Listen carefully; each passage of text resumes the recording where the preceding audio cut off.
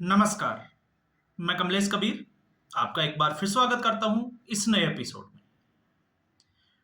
इस एपिसोड में एक बार फिर हम चर्चा करने वाले हैं पाकिस्तान के ऊपर हुए मिसाइल अटैक की।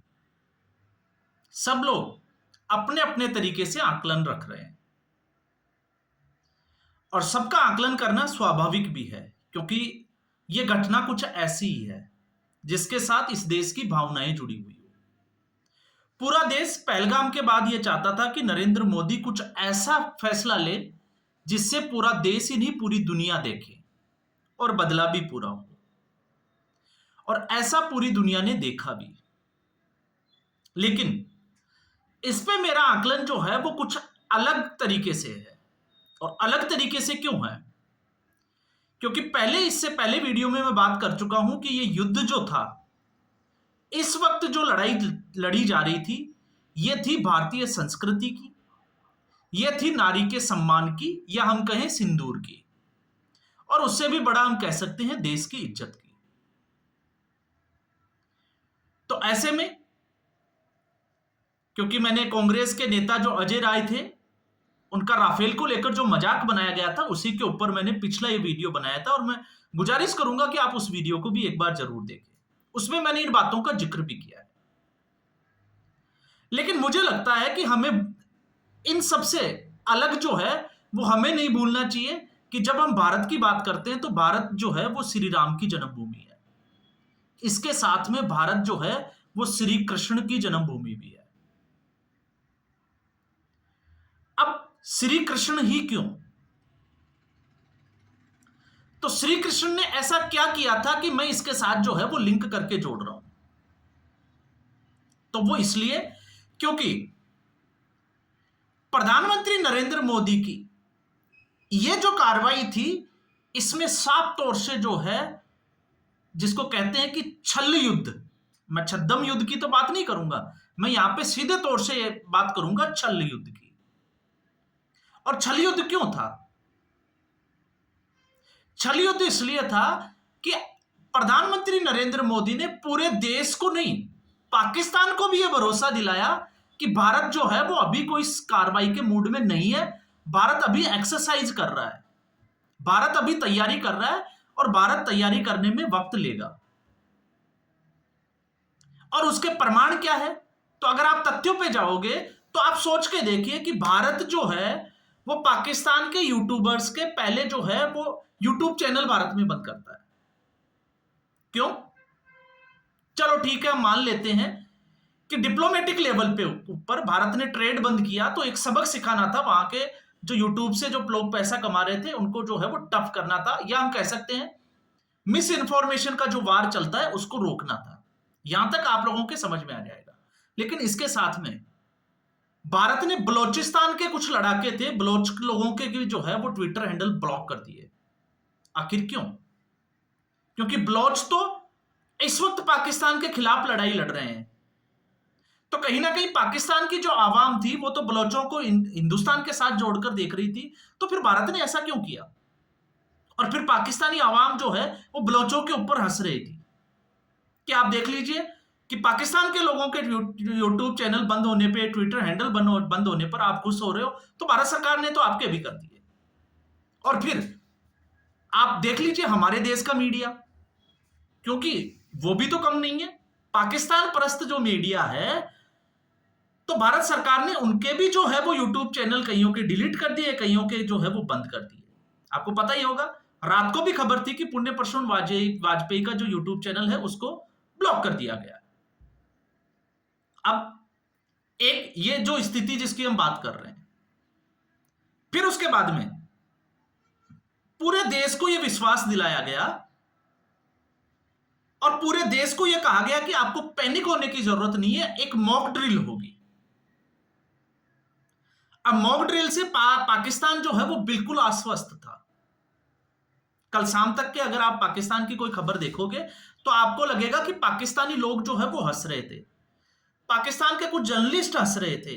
आपको पता होगा वो क्या नाम था उसका, लुकवाम क्या नाम था, जो भारतीय एक्ट्रेस को जो है वो लोंडिया बनाना चाहता था। तो कल तक ये लोग जो है वो हंस रहे थे। भारत के ऊपर कि भारत जो है वो सिर्फ दिखावे के लिए ये सारी चीजें कर रहा है। तो हम लोग भी जो है वो उसी कैटेगरी में थे। और मैं पहले भी कह रहा था कि हमें जो है वो नरेंद्र मोदी के ऊपर कम से कम मुझे लगता है कि किसी भी बात को लेकर विश्वास नहीं करना चाहिए। विश्वास इन द सेंस कि क्या होने वाला है, आप जो कह रहे हो वही होगा या नरेंद्र मोदी के दिमाग में वो चल रहा होगा, ये थोड़ी सी गलतफहमियां जो है वो नहीं पालनी चाहिए। और ऐसा जब मैं कहता हूं तो मैं ऐसा इसलिए कहता हूं क्योंकि नरेंद्र मोदी को भारत का विपक्ष अभी तक नहीं समझ पाया कि नरेंद्र मोदी चीज क्या है, तो पाकिस्तान की हैसियत क्या है। लेकिन पाकिस्तान ने उसको उसी वे में लिया और हम लोग तैयार थे। हमें लगातार जो है आपने देखा होगा विपक्ष को उलझाया जातिगत जनगणना में। क्यों उलझाया? क्योंकि उसकी वानगी आपने देखी, क्योंकि कांग्रेस पार्टी के कुछ नेता और कुछ विपक्ष की पार्टियों के नेता जो है वो अनैतिकता के ऊपर आ जाते हैं। माहौल खराब करने के लिए एक अलग तरीके का जो है वो पैनिक क्रिएट करते हैं, लोगों को मिसलीड करते हैं, भ्रमित करते हैं। इसलिए जातिगत जनगणना होगी। अब पूरे विपक्ष को एक काम दे दिया कि आप जो है वो अभी इसमें लगे रहो 2-4 दिन के लिए। विपक्ष लगा रहा और मीडिया भी साथ साथ में लगा रहा। अब उसके बाद में आप देखिए, जब विपक्ष को इसमें लगाए रखा, मीडिया को इसमें लगा दिया, और फिर उसके बाद में पूरे देश को एक मैसेज दिया गया कि अब जो है वो सेना एक्सरसाइज करेगी। वायुसेना ने एक्सरसाइज की, आपको पता होगा उत्तर प्रदेश में एक्सप्रेसवे पे, गंगा एक्सप्रेसवे पे। और फिर उसके बाद में मॉक ड्रिल कल हुई भी और शायद आज भी होगी। तो सब लोग आश्वस्त थे कि ऐसा कुछ होने वाला नहीं है। और पाकिस्तान को भी यही लग रहा था कि भारत जो है वो मॉक ड्रिल की तैयारी कर रहा है, इसलिए जो है वो अपने शायद राफेल वगैरह जो भी उड़ाने हैं वो उड़ा रहा होगा। और हुआ क्या? ठोक दिया रात को। तो ये है नरेंद्र मोदी। और फिर उसमें एक बात और जोड़ूंगा, ऑपरेशन सिंदूर। खबर ये आ रही है कि ऑपरेशन सिंदूर नाम जो है वो नरेंद्र मोदी ने दिया। तो सीधे तौर से उन महिलाओं को मैसेज था जिनको आतंकवादी ये बोल के गए थे कि बता देना नरेंद्र मोदी को। और धर्म बताकर, जो धर्म पूछकर हमला किया था, तो भारत ने अपना धर्म बताया। और फिर आप देखिए कि प्रेस कॉन्फ्रेंस में भी एयरफोर्स की विंग कमांडर व्योमिका सिंह और साथ में आपको पता होगा जो गुजरात की सोफिया कुरैशी है, जो कर्नल है आर्मी की, वो आते हैं और ब्रीफिंग करते हैं सेना की तरफ से। तो इसको ये दिखाना था पूरी दुनिया को नारी शक्ति क्या चीज होती है। और ये सिर्फ मैं कहता हूं कि सिर्फ और सिर्फ नरेंद्र मोदी ही कर सकते हैं। और फिर जब मैं बात करता हूं कि आखिर धर्म युद्ध क्या है, तो धर्म युद्ध क्या है यह आपको अगर समझना है तो आपको जाना पड़ेगा महाभारत में। क्योंकि जब भी धर्म युद्ध की बात आती है तो महाभारत से बड़ा जो है वो उदाहरण इस देश और दुनिया में नहीं है।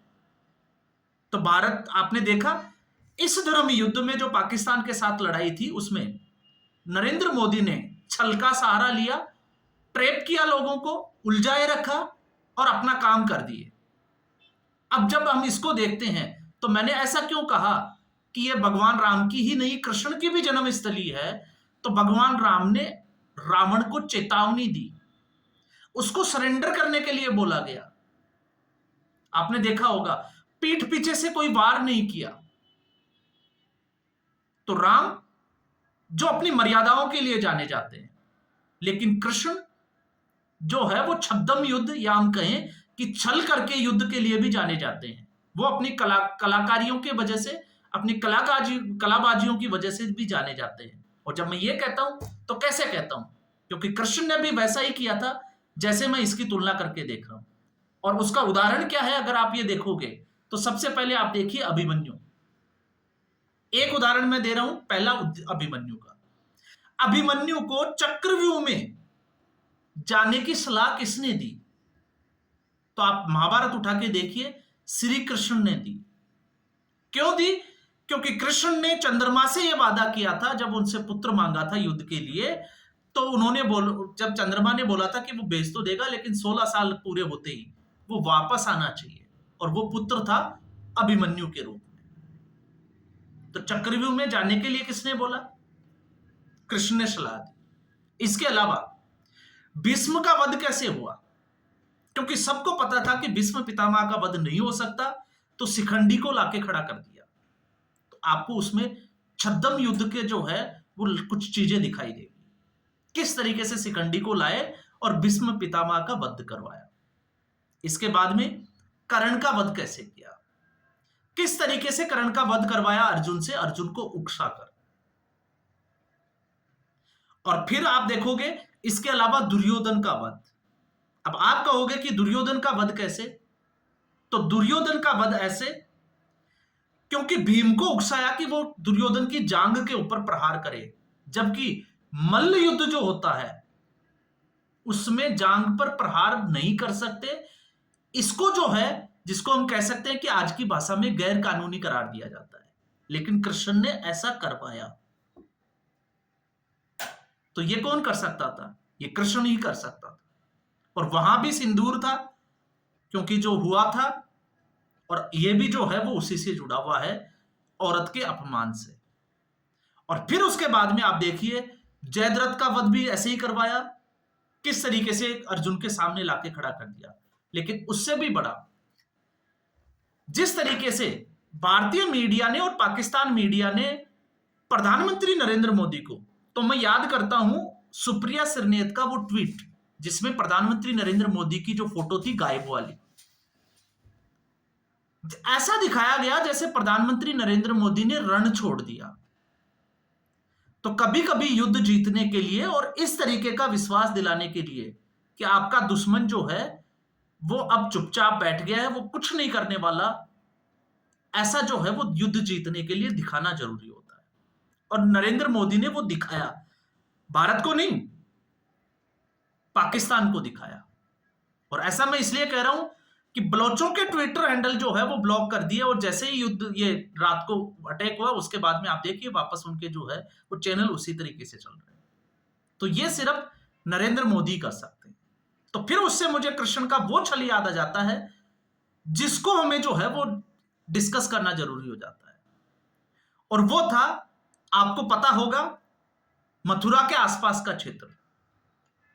और राजा जो थे जिसको हम कहते हैं मुचकुंद महाराज की जो स्टोरी है मैं उस पे आता हूं। मुचकुंद महाराज देवताओं और असुरों के बीच में जब युद्ध चल रहा था तो मुचकुंद महाराज जो है वो थक जाते हैं, इंद्र से वरदान मांगते हैं, और फिर वो निश्चिंत होकर एक गुफा में चले जाते हैं और वहां पर सो जाते हैं। और वरदान क्या था कि अगर कोई उनकी नींद को डिस्टर्ब कर दे तो वो उसको भस्म कर देंगे। तो उसके बाद में आपने देखा कि काल यवन राक्षस से पूरी जनता जो है वो परेशान थी, तो काल यवन राक्षस से युद्ध लड़ा और श्री कृष्ण युद्ध लड़ते रहे, कई दिनों तक युद्ध चला, लेकिन कृष्ण जीत नहीं पाए। तो कृष्ण जीत नहीं पाए तो उन्होंने एक पैतरा चला और युद्ध छोड़ दिए। कृष्ण आगे आगे भागते हैं और पीछे पीछे काल यवन राक्षस भागते हैं। अब काल यवन राक्षस जब उनके पीछे भागता है तो यहां पे साफ तौर से आपको दिखाई देगा कि कृष्ण ने रण छोड़ दिया। क्यों छोड़ा? क्योंकि कृष्ण को मुचकुंद महाराज का वो वरदान याद आ गया था, और इसलिए कृष्ण को यहां पर रण छोड़ कहा गया, क्योंकि उसने रण छोड़ दिया था। और फिर उसके बाद में वो उसी गुफा में पहुंच जाते हैं जहां मुचकुंद महाराज रेस्ट कर रहे होते, विश्राम कर रहे होते, और बड़ी चालाकी से अपने पीतांबर जो कपड़े थे, वेश थे, उसको मुचकुंद महाराज को जो है वो ऊपर से ढक दिया। काल यवन राक्षस जो है वो वहां आता है, कृष्ण वहां छुपा होता है। तो काल यवन राक्षस को लगता है कि ये कृष्ण ही है, वो कृष्ण को ठोकर मारता है। मतलब हम कह सकते हैं मुचकुंद महाराज को जो है वो ठोकर मारता है, और उनका जो विश्राम है उसमें बाधा पहुंचती है, और फिर वरदान के तहत जो है वो काल यवन को भस्म कर देते हैं। तो काल यवन राक्षस को वध करने के लिए, उसको खत्म करने के लिए कृष्ण को यह छल कपट का रास्ता अपनाना पड़ा था। तो इसलिए मैंने कहा है कि यह धर्म युद्ध है पाकिस्तान और आतंकवाद के खिलाफ, और इस धर्म युद्ध में प्रधानमंत्री नरेंद्र मोदी ने यह साबित कर दिया कि यह श्री राम की ही नहीं, ये कृष्ण की भी जन्मभूमि है। और मैं ऐसा इसलिए भी कह रहा हूं क्योंकि पाकिस्तान की भाषा में आपको पता होगा, वहां के किसी व्यक्ति ने यह कहा था कि बाबरी मस्जिद की पहली ईंट जो है वो वहां का कोई जो है वो सैनिक रखेगा। तो वो राम मंदिर था भगवान राम का, वो बनकर तैयार हो चुका है। तो अब है कृष्ण की बारी, और ये होगा, बहुत जल्द होगा। तो इसलिए मैंने कहा है कि पाकिस्तान ने धर्म पूछा था, भारत ने धर्म बताया भी, और धर्म युद्ध भी बताया कि युद्ध जो है वो कैसे कैसे लड़ा जाता है। आप कुछ सोच रहे थे, आप सोचते रह गए, आपको पता ही नहीं चला क्या हुआ। क्यों नहीं चला?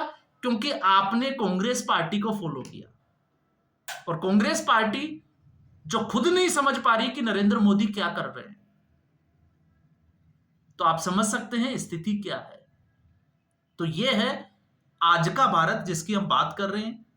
बड़ा गर्व होता है, बड़ा गुस्सा था इस घटना के बाद में, और अब बड़ा गर्व होता है कि हम जो है वो ऐसा कर सकते हैं। और आज पूरी दुनिया चुपचाप देख रही है कि भारत क्या क्या कर सकता है। और आप देखिए, 3 तरह के मैसेज दिए गए पूरी दुनिया को कि ये भारत का हमला जो था वो एंटी टेररिस्ट हमला था, मतलब सिर्फ आतंकवादियों के ठिकानों को निशाना बनाया गया। भारत ने ये दूसरी पॉइंट जो बोला वो ये था कि ये सैन्य कार्रवाई नहीं थी, किसी भी सैनिक को नहीं मारा। और तीसरी बात बोली कि ये उकसाने वाली कार्रवाई भी नहीं थी। और अब अगर पाकिस्तान ये उकसाता है या कुछ कार्रवाई करता है तो फिर वो पाकिस्तान भुगतने के लिए तैयार है, तैयार रहें, ये भारत ने पहले ही जो है वो मैसेज दे दिया है। तो आज के एपिसोड में बस इतना ही। उम्मीद करूंगा वीडियो एपिसोड आपको पसंद आया होगा। वीडियो को लाइक करें, शेयर करें, चैनल जरूर सब्सक्राइब करें। धन्यवाद।